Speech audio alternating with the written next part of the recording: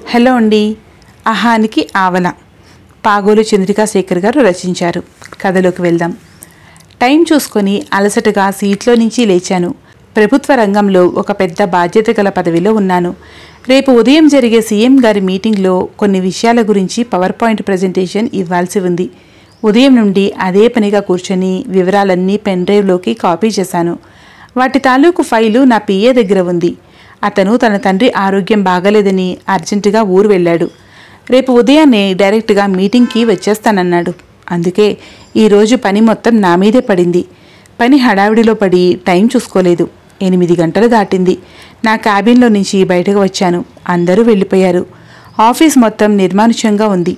Gate దగ్గర watchman నన్ను చూసి నమస్కారం చేశాడు. తల ఊపి కారు దగ్గరికి నడిచాను.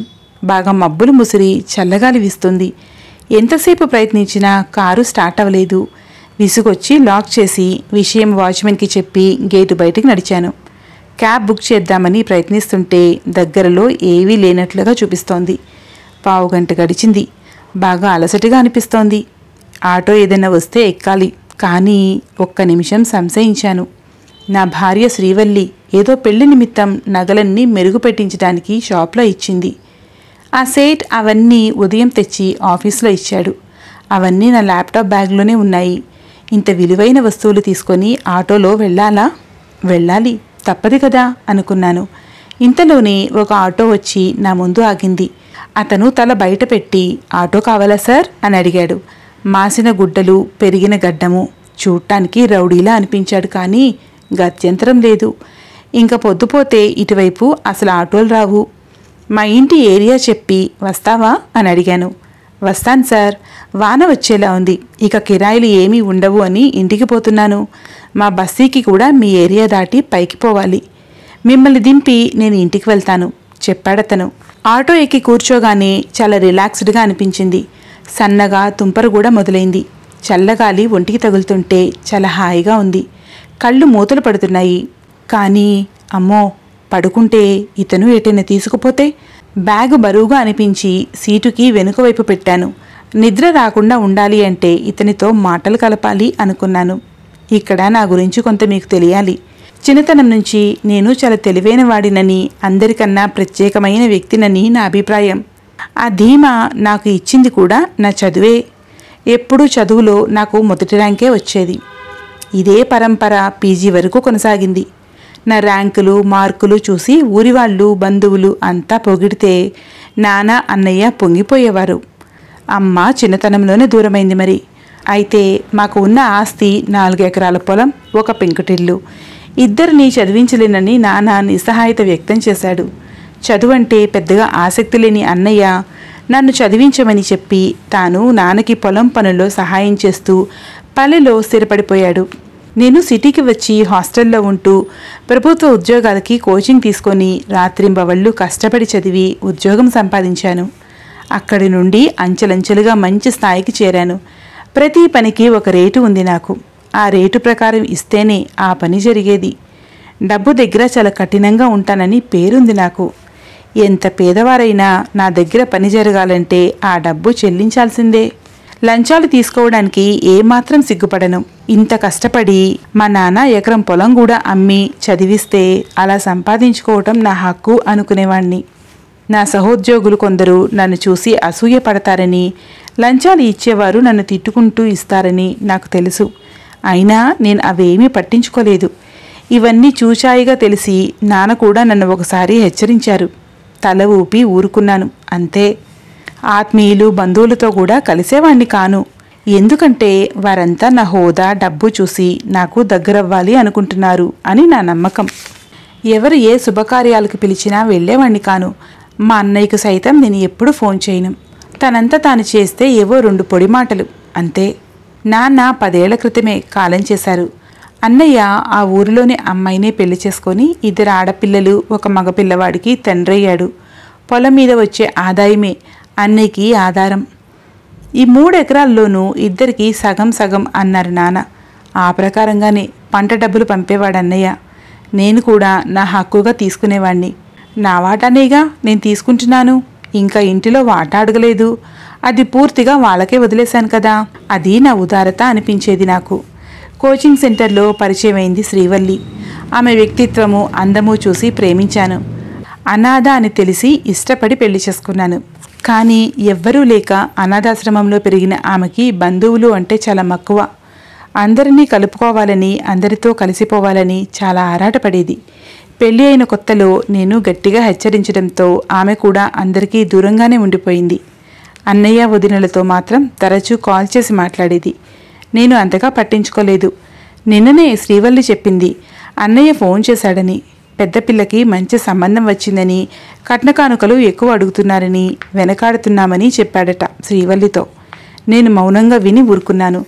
కానీ ఏ స్పందన లేని నన్ను చూసిన శ్రీవల్లి ముఖంలోని భావం నాకు పదే పదే గుర్తుకు వచ్చింది. ఆటో వేగంగా వెళ్తుంది. నీ పేరేమిటోయ్ పలకరించాను. దాసు సార్, వినయంగా చెప్పాడతను. ఎక్కడుంటావు? ఏదో బస్తీ పేరు చెప్పాడతను. ఊరి చివర ఉండే చాలా పెద్ద బస్తీ అది. ఎందరు పిల్లలు అడిగాను. 4 పిల్లలు సార్ చెప్పాడతను. 4రా? అన్నానని కాదు గాని నీకొచ్చే సంపాదనతో వీళ్ళని పోషించగలవా? అతిశయంగా అడిగాను. వాళ్లే కాదు సార్, మా ఇంట్లో మొత్తం 10 మందిమే ఉంటాం, దాసు చెప్పాడు. 10 మందా? విస్మయంగా అడిగాను. అవును సార్, నేను, నా భార్య, నా 2 పిల్లలు, అన్నయ్య, వదిన, వాళ్ళ 2 పిల్లలు, మా అమ్మ, నాన్న అందరం కలిసే ఉంటాము చెప్పాడు దాసు. వీళ్ళంతా నీతోనే ఉంటారా? ఆశ్చర్యంగా అడిగాను. అవును సార్, అందరూ నా మీదే ఆధారపడ్డారు అన్నాడు దాసు. నాన్సెన్స్ మనసులోనే అనుకున్నాను. మా అమ్మ నాన్న పెద్దవాళ్ళు సార్, ఏమీ చేయలేరు. అన్నయ్య ఇదివరకు లారీ మీద వెళ్ళేవాడు. యాక్సిడెంట్లో కాలు పోగొట్టుకొని ఇప్పుడు ఇంటి ముందే చిన్న బడ్డీ కొట్టు పెట్టుకున్నాడు. అన్నయ్య సంపాదించినప్పుడు వారు బాగానే ఉండేవారు వేరే చోట. అన్నయ్యకి కాలుపోయాక వారిని కూడా తెచ్చి నా దగ్గరే పెట్టుకున్నాను. పిల్లలు 4 గవర్నమెంట్ స్కూల్లో చదువుతున్నారు. మా వదిన, నా భార్య ఇంట్లో మిషన్ కుడతారు. ఏదో అలా జరిగిపోతుంది చెప్పాడు దాసు. అమ్మ నాన్న సరే, అన్నయ్య, వదిన ఏదో పని చేసుకుని బతుకుతారు కదా. ఈ రోజుల్లో ఎవరి కుటుంబాన్ని వారే పోషించడం కష్టం. అలాంటిది ఇంతమంది బాధ్యత అంటే మాటలా? నీ పిల్లల గురించి ఆలోచించావా? విసుగ్గా అన్నాను. తోడబుట్టిన వాడిని కష్టంలో ఎలా వదిలేస్తాం సార్? కొంచెం ఇబ్బందిగానే ఉన్నా అందరం సంతోషంగా ఉన్నాం. నా పిల్లలతో పాటే నా అన్న పిల్లలు. తోడబుట్టిన వాడిని అలా వాడి కర్మానికి వదిలేస్తే ఇక మనిషి పుట్టుకకు అర్థమేమిటి సార్ అన్నాడు దాసు. ఎవరో చెంప మీద చెళ్ళున చరిచినట్టు అనిపించింది. ఛీ, ఏంటి మనుషులు అన్నీ పనికిమాలిన థీరీలు చెప్తున్నాడు. ఇవన్నీ వాట్సాప్లో గుడ్ మార్నింగ్లకి కొటేషన్లు పెట్టుకోవడానికి తప్ప ఇక దేనికే పనికిరావు. మా అన్నయ్య కూడా ఇంతే. మగపిల్లాడి కోసం 2 ఆడపిల్లని కని ఇప్పుడు పెళ్లి చేయలేక తిప్పలు పడుతున్నాడు. నేను చాలా ప్లాన్డ్గా ఒక అమ్మాయినే కని తనకి డిగ్రీ అవుతూనే మంచి సంబంధం చూసి పెళ్లి చేసి అమెరికా పంపేశాను. ఇంత సెంటిమెంటల్గా ఎలా ఉంటారో ఈ జనాలు. షిట్, చిరాగ్గా మనసులోనే అనుకున్నాను. మా ఏరియాకి రాగానే నేను చెప్తుంటే ఆ గుర్తుల ప్రకారం ఇల్లు చేర్చాడు దాసు. ఆటో దిగి డబ్బులు ఇచ్చి వెళ్తుంటే ఉంటాను సార్, నమస్తే అని వెళ్ళిపోయాడు దాసు. లోపలికి వచ్చి అలసటగా సోఫాలో కూలపడ్డాను. లోపల మాత్రం ఏదో అంతర్మదనం. దాసు మాట్లాడినవి ఏవీ కూడా నాకు మింగుడు పట్టం లేదు. బయట వర్షం బాగా పెరిగింది. ఈదురుగాలులతో వాతావరణం భయానకంగా ఉంది. అలికిడికి లోపలున్న శ్రీవల్లి వచ్చింది. వచ్చారా? ఈ వానలో ఎలా వస్తారో అనుకుంటున్నా. ఫ్రెష్ ఎయిర్ రండి, డిన్నర్ చేద్దాం. అవును, నగలు మీకు అప్పచెప్పాను అన్నాడు సేట్ కాల్ చేస్తే. ఆ బ్యాగ్ ఇటు ఇవ్వండి, లోపల పెడతా చెప్పింది శ్రీవల్లి. అప్పుడు స్పృహలోకి వచ్చి పక్కన చూశాను. బ్యాగ్? అవును, నా బ్యాగ్ ఏది? ఏదో ఆలోచనలో పడి సీటు వెనుక పెట్టిన బ్యాగ్ని తీసుకోవడం మర్చిపోయాను. ఎంత పని జరిగింది. అసలే ఇబ్బందుల్లో ఉన్నాడు దాసు. ఖచ్చితంగా ఆ బ్యాగ్ తీసేసి ఉంటాడు. అంత సొమ్ము ఎవరైనా వదులుతారా? అసలు ఈ లోపు ఇంకెవరైనా ఎక్కి ఉంటే? ఇదంతా ఒక ఎత్తు అయితే రేపు సీఎం మీటింగ్లో ఇవ్వాల్సిన ప్రజెంటేషన్ వివరాలు మొత్తం కాపీ చేసిన పెన్ డ్రైవ్ కూడా అందులోనే ఉంది. వృత్తిపరంగా నాకు చాలా ఇబ్బందే. ఖచ్చితంగా పై అధికారులకు నేను సంజాయిషీ ఇచ్చుకోవాల్సి వస్తుంది. అవసరమైతే నాకు మెమో కూడా ఇస్తారు. చాలా సమస్యలు వస్తాయి.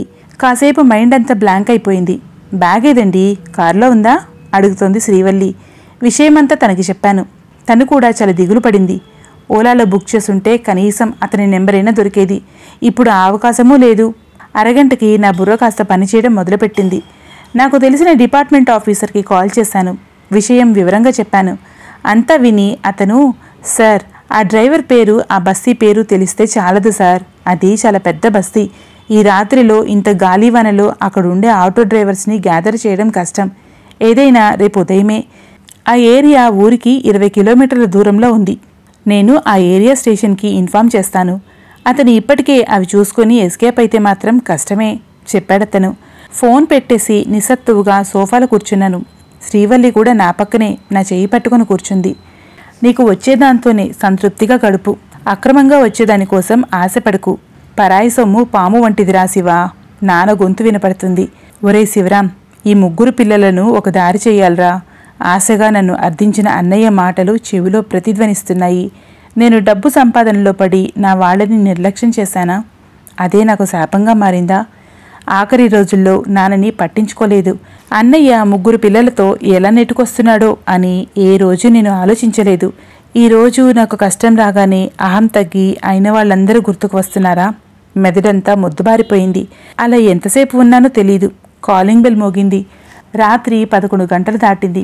ఈ సమయంలో ఎవరు అనుకుంటూ వెళ్ళి తలుపు తీశాను.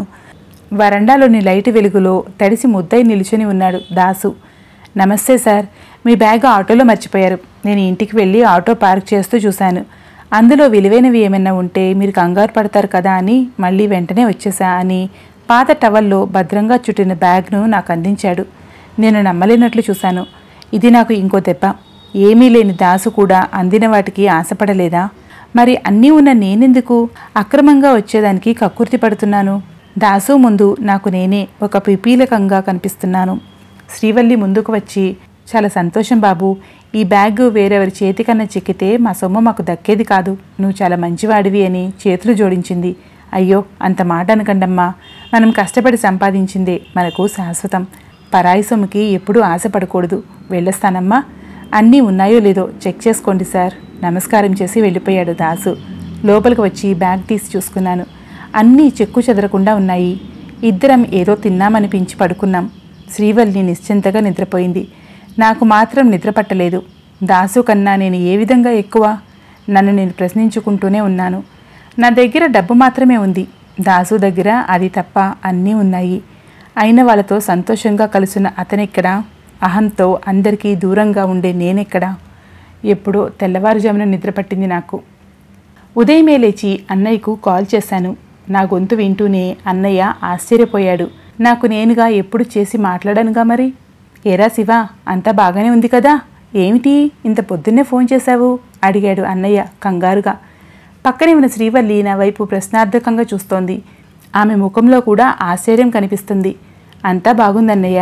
వదినా పిల్లలు ఎలా ఉన్నారు? మరి పెద్దదానికి ఏదో సంబంధం వచ్చిందని చెప్పావట. మంచి సంబంధం అయితే డబ్బుకి ఆలోచించకన్నయ్య. ఖాయం చేసి ముహూర్తం పెట్టించేయి. కట్నం డబ్బు మొత్తం నేనే ఇస్తాను. మన ఊళ్ళోనే పెళ్లి బాగా చేద్దాం. పెళ్లి ఖర్చు కూడా నాదే, సరేనా? నేను కూడా వీలు చూసుకొని ఒకసారి ఊరికి వస్తాను. ఉంటాను అని చెప్పేసి కాల్ కట్ చేశాను. అటుపక్క ఆ మాటలు విని అన్నయ్య కుటుంబం ఎంత ఆనందపడతారో తెలిసిన నాకు సంతృప్తి గుండెల నిండా నిండిపోయింది. ఇది నాకు మునిపెన్నడూ ఎరగని స్థితి. శ్రీవల్లి కూడా నా వైపు అలానే అబ్బురంగా చూస్తుంది. ఇన్ని సంవత్సరాల వైవాహిక జీవితంలో నేను ఎప్పుడూ చూడని భావం ఇప్పుడు ఆమె కళ్ళల్లో నాకు కనిపిస్తుంది. నెల తర్వాత మా ఊరిలో మా ఇంటి ముందున్న కొబ్బరాకుల పందిరిలో అన్నయ్య కూతురు పెళ్లి జరుగుతుంది. అన్నయ్య వదిన పీటల మీద కూర్చొని ఉంటే నేను శ్రీవల్లి అందరినీ సాదరంగా ఆహ్వానిస్తున్నాం. నేను చూపించే ఆప్యాయతకి మా వాళ్ళందరూ పొంగిపోతున్నారు. అనుబంధాల విలువ తెలుసుకున్న నా రక్తం కొత్త ఉరకలు వేస్తుంది. అన్నయ్య మిగిలిన 2 పిల్లల్ని సిటీలో ఉంచి చదివించే బాధ్యత కూడా నేనే తీసుకున్నాను.